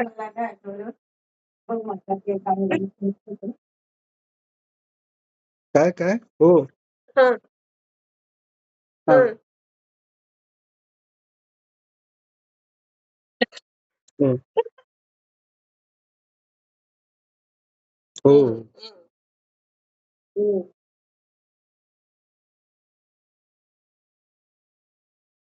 हो. बरोबर. मंत्राला फुकट जाऊन नाही देत. जसं हनुमंतांनी केलं ते. ब्रह्मास्त्राला मान दिला. हो. हो, हो. ते शंभरासुर तो घेऊन जातो तेव्हाच. मुलाला घेऊन जातो. हो, दत्त महात्म्यात आहे.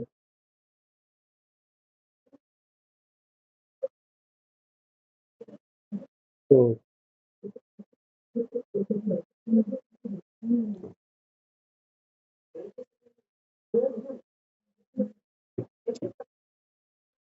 छान, आज छान आपल्याला महाराजांचं त्या निमित्ताने स्मरण घातलं.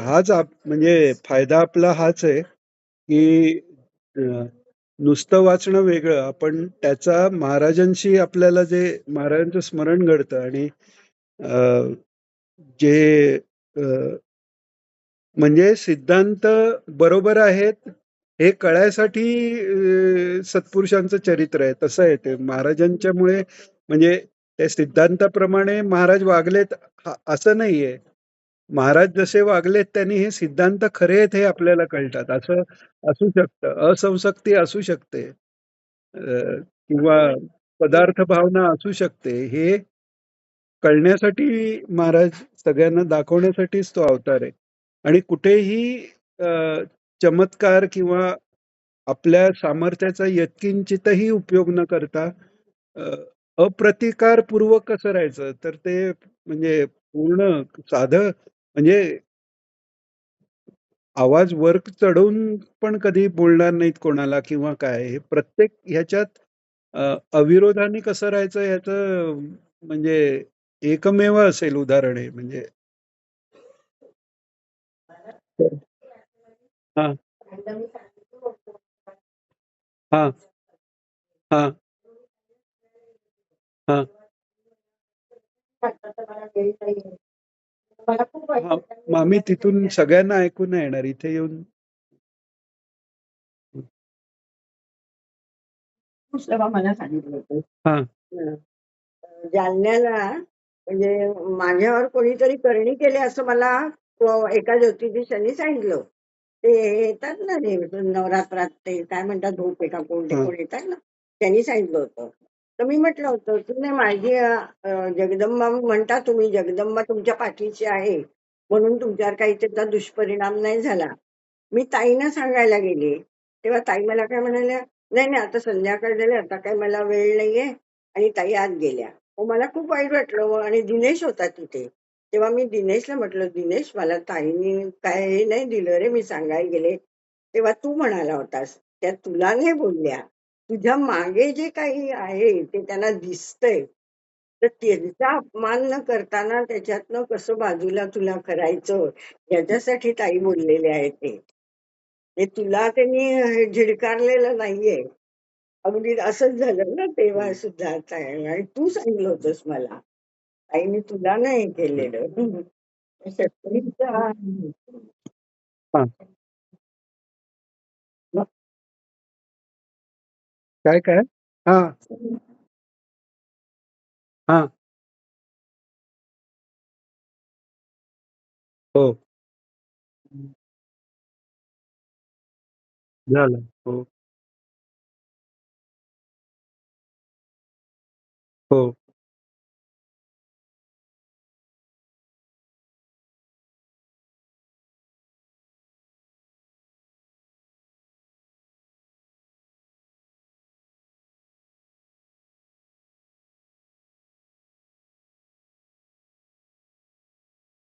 हम्म.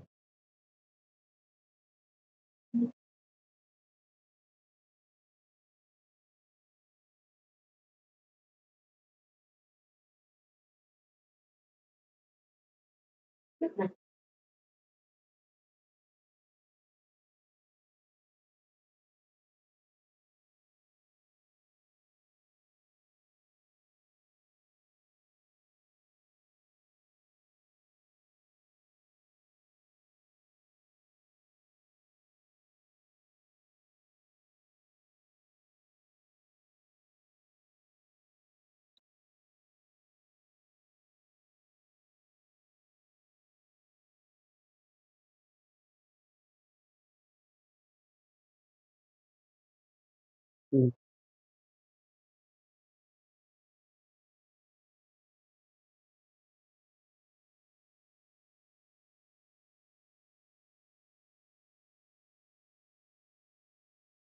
हो. हो.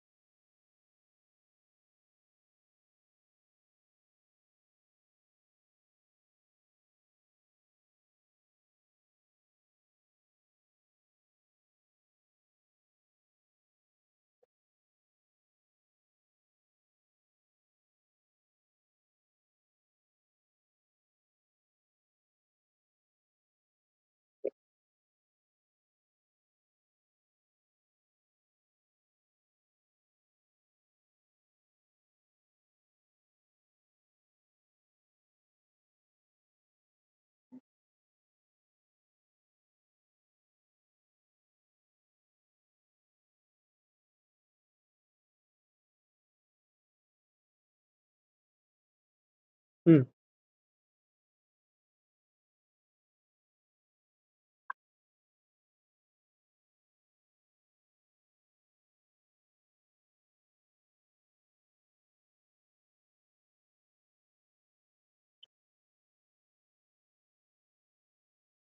वा.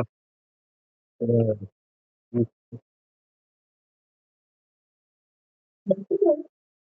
वा. त्या एकटा त्यांच्या वा. बाईसाठी हो. बापरे.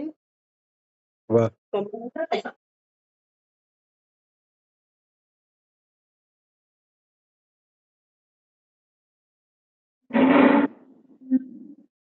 वा.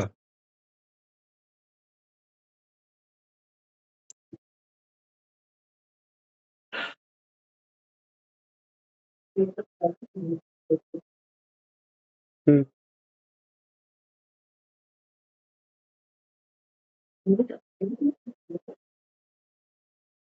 हो. नाव सांगायला हरकत नाही काका. आपलीच लोकं आहेत. बरं.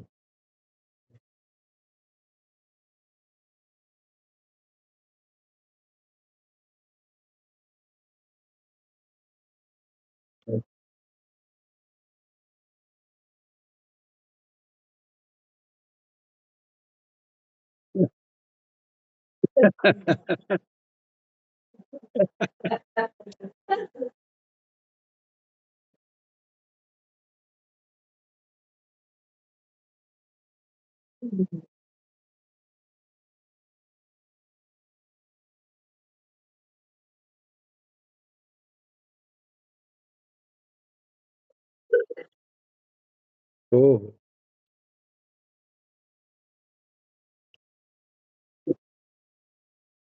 हो.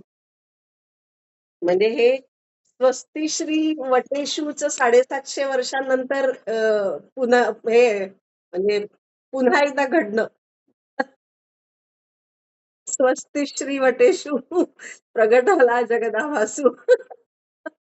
जो लपोनी जगदाभास. जो लपोनी जगदाभासु प्रगटला.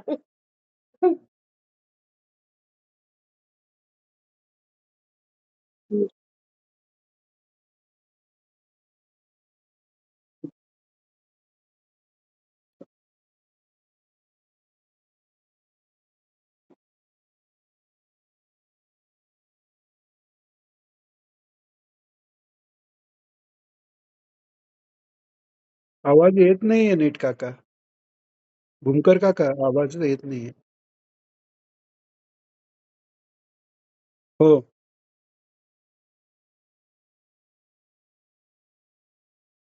हो, तेच सांगतायत काका. तेव्हा सप्ताह झाले.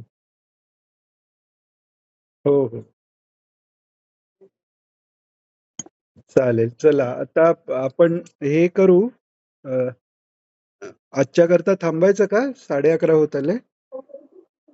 फक्त हे समराईज करू आता. आज आपण अ, अ, तिसरी, चौथी आणि पाचवी भूमिका पाहिली. म्हणजे अ, अ, अ, तनुमानसा, त्याच्यानंतर सत्वापत्ती आणि असंसक्ती.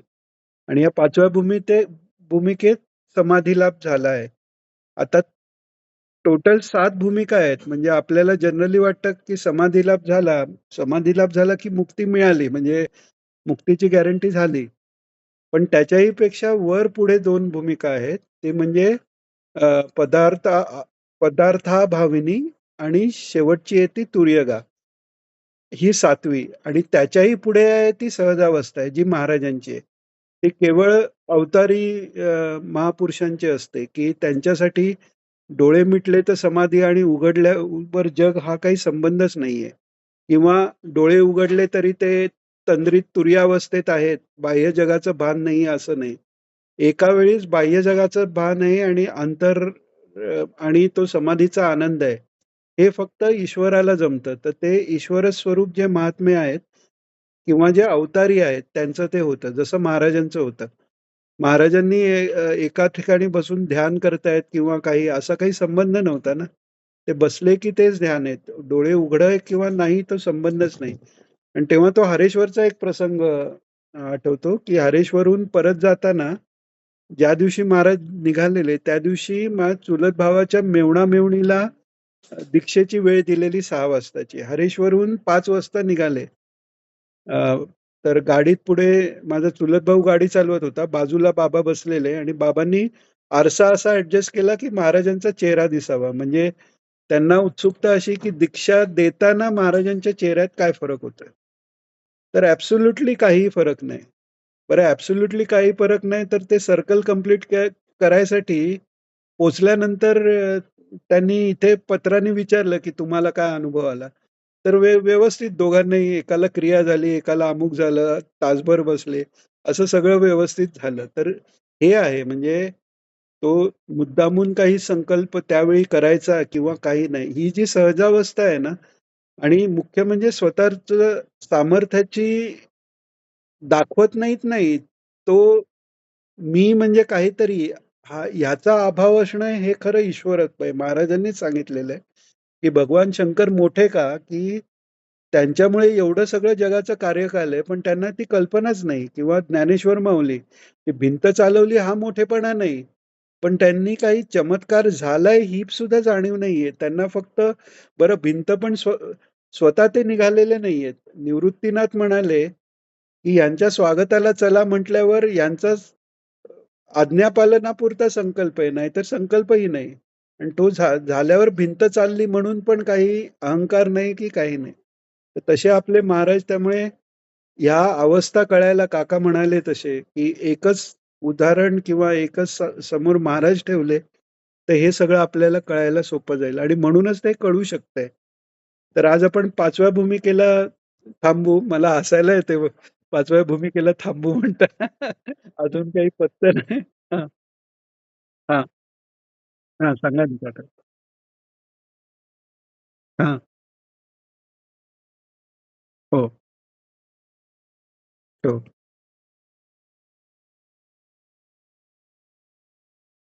हं. काका रेकॉर्ड होतंय हां. हां.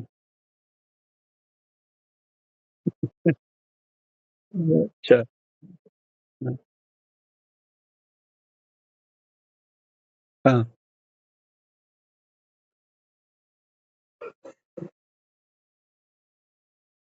हं.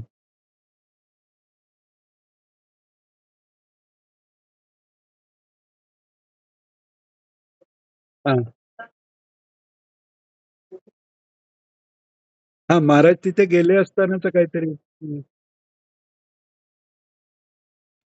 मग तो महाराजांच्या जवळ काहीतरी जाऊन काही बोलणं झालं का? का काही असं?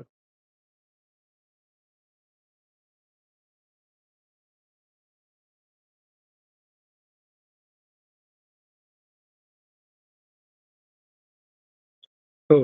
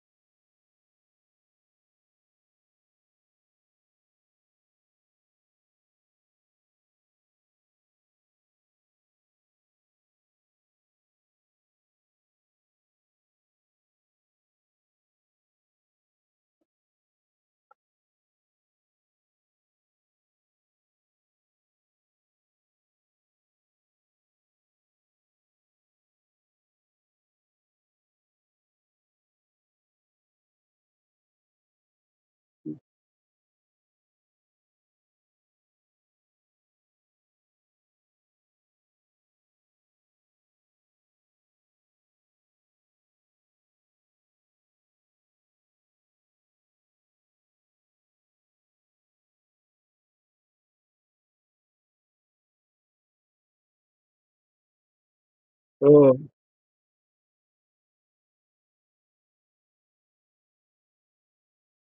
वाह!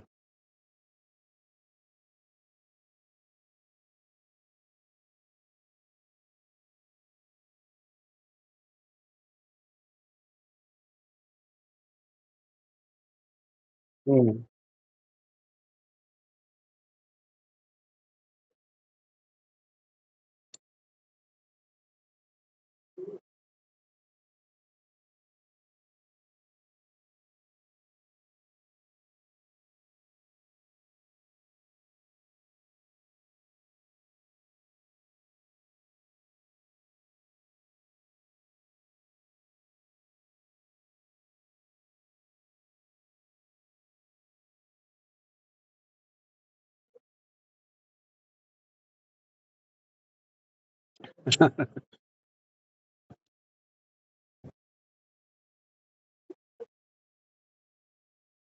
अच्छा. हां.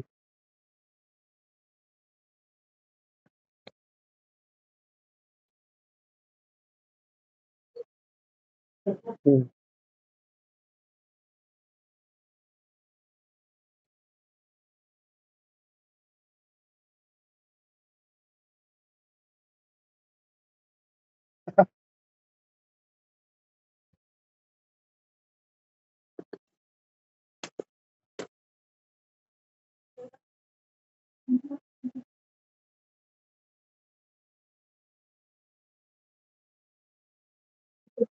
हा.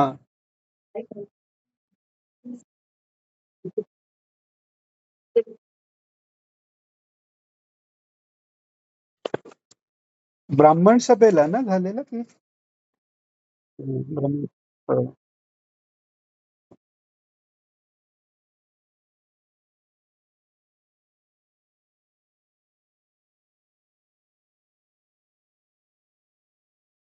हा, बरोबर.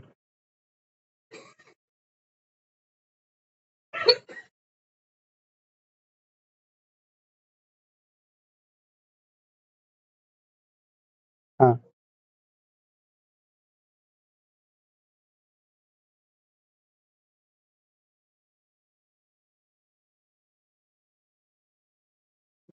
हा.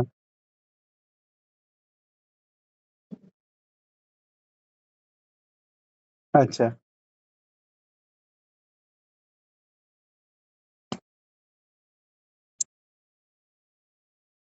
हा.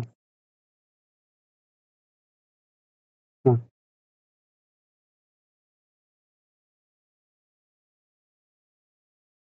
हम्म.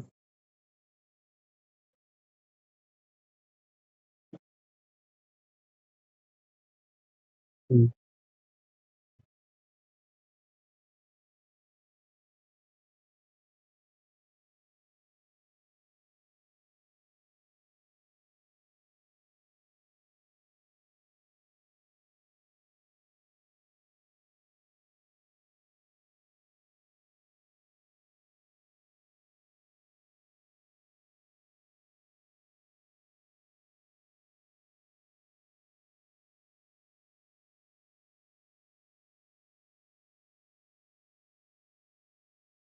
देवाला.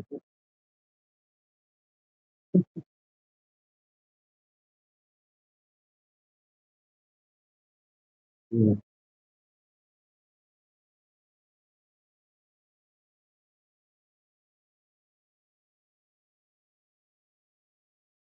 वा.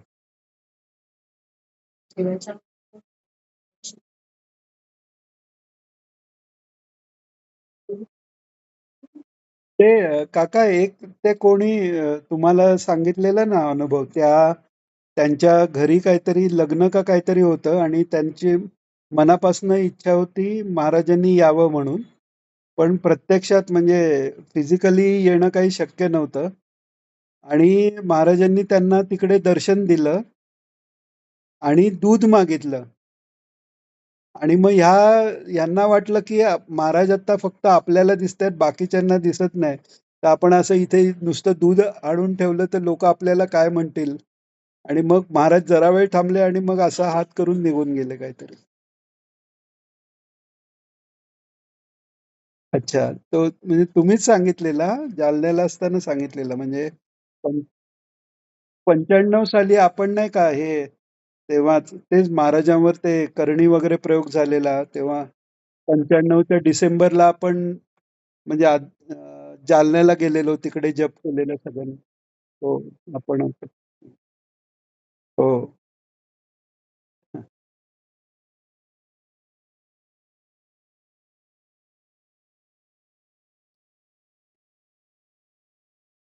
तसं आणि क्वचित कधी त्यांनी कबूल केलंय तसं ते अ, मला म्हणाले नाही का ते बहरीनला जायला हरकत नाही वगैरे तेव्हा. तर तेव्हा मी म्हटलं, "पण महाराज आपलं दर्शन होणार नाही." तर म्हणाले, "लांब असलं की प्रेम राहतं. गोपींना नाही का लांब ठेवलं?" म्हणजे तेव्हा तिथे आपण कोण आहे ते सरळ-सरळ कबूल केल्यासारखं त्यांनी सांगितलं.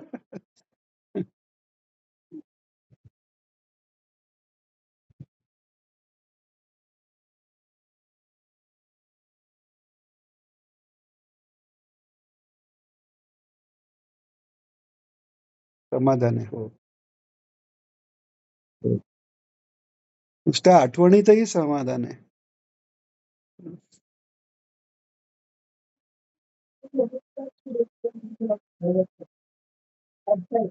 अभय. हं.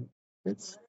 अगदी माझ्या पण ते मनात तेच ही आता चिऊ सांगते, नुसतं समाधान नाही, अभय म्हणजे त्यांच्याकडे गेल्यावर भीती नाही कसली आपल्याला असं. असण्यामुळे हो हो सुरक्षितता हो. घेण्यासारखी गोष्ट होती.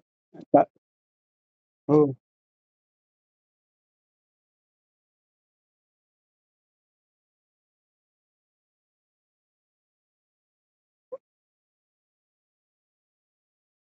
हो हो हो हो हो हो हो हो. भागवतात आणि म्हणजे जेव्हा हा तू सांग ना करिश्मा. बरं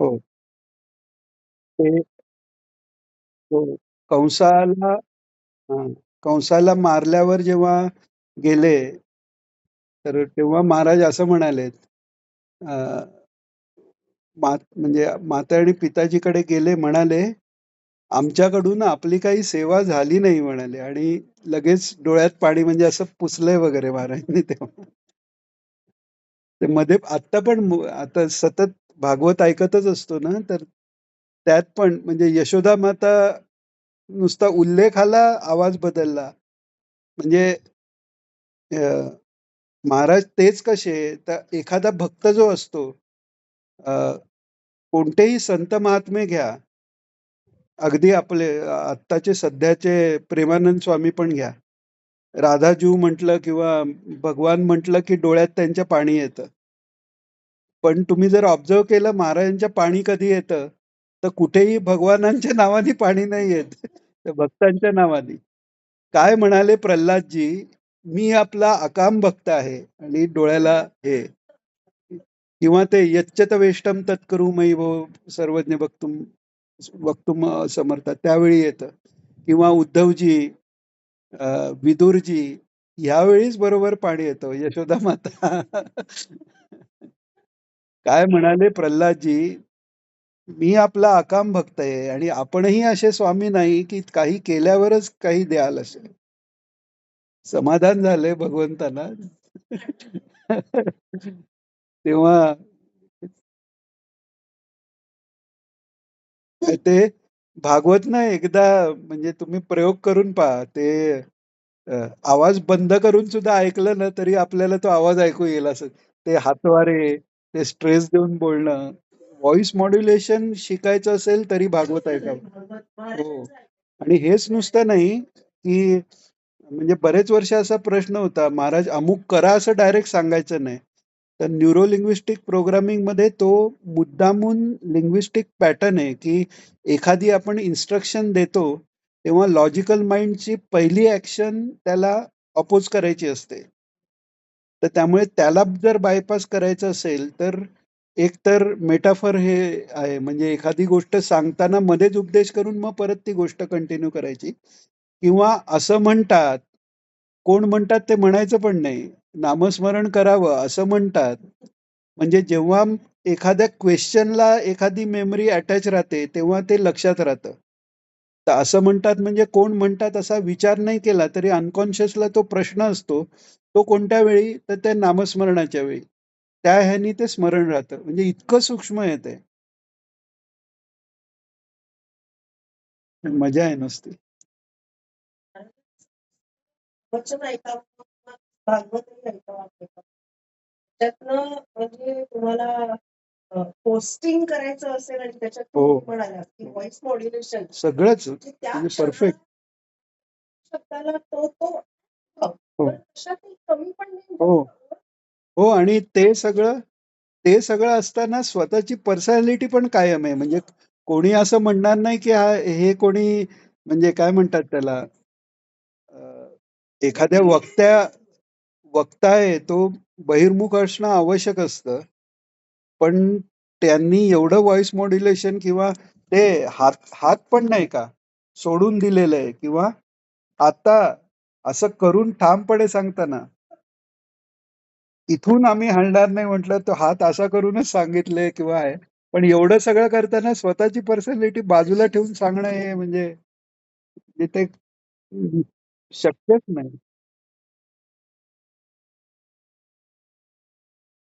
हो, हो, हो. हो, हो. ते म्हणजे एक हे असतं ना, महाराज म्हणजे विष्णू हे थोडंसं कमी जास्त भाव येतो. म्हणजे अ, भगवान विष्णू मोठे, शंकरला त्याच्यापेक्षा कमी असं कुठेतरी एक हे होता असा मनात, की आणि त्यात मग ते भागवतात गोष्ट येते, की अ, ह्याला अ, तो कोण बाणासुराच्या याच्या वेळी भगवान शंकर आणि अ, भगवानांचं युद्ध होतं आणि मग ते जम्मणास्त्र टाकतात. तर ते आधी एका भागवतात ऐकलेलं, त्यामुळे तो परत जेव्हा ते दुसरं भागवत ऐकताना तो प्रसंग जवळ आला, तेव्हा मनात परत ते, की हे मोठे असं कुठेतरी आलं. तर महाराजांनी तेव्हा हे केलं, की म्हणे जम्मणास्त्राचा प्रयोग केलेला आहे आणि भगवान शंकरांना जांभई आली आणि अशी जांभई दिली महाराजांनी. हो. म्हणजे हां, वेगळं तुम्ही कणभरही मनात आणू शकत नाही, की वेगळं आहे ते. काहीच नाही, फरक नाही. नाहीच म्हणजे तेच आहे आणि म्हणून हे तुला माहितीये का, याच्यात विष्णू सहस्रनामात अ, शंकर हे एक विष्णूंचं नाव आहे आणि ते तसंच आहे म्हणजे जगाच्या कार्याकरता त्यांनी तो अ, अ, कारण तो तसा अ, 2 गोष्टी आहेत. ते म्हणजे त्या क्षणावर ॲक्ट करणारे आहेत भगवान शंकर आणि मागचं पुढचं याचा काहीही मनात संबंध नाही. कारण विश्वाचा संहार करण्याकरता ते रूप आवश्यक आहे. तिकडे काही हा असा वागला त्याच्यावर असा इलाज वगैरे नाही. तिथे एक घाव दोन तुकडे हे अपेक्षित आहे. त्यामुळे ते तसं रूप त्यांनी घेतलेलं आहे. चालेल. छान आज बरंच छान आपल्याला ऐकायला मिळालं काकांचं. चालेल. थांबायचं आज? तू सांगतेस काही? नाही, नाही. आता चालेल. सांगू फक्त हां, हां. पुढच्या आवरणात तो सांगतो. हो, हो. झालंय रेकॉर्ड झालं. करतो अपलोड. 1 मिनिट हां.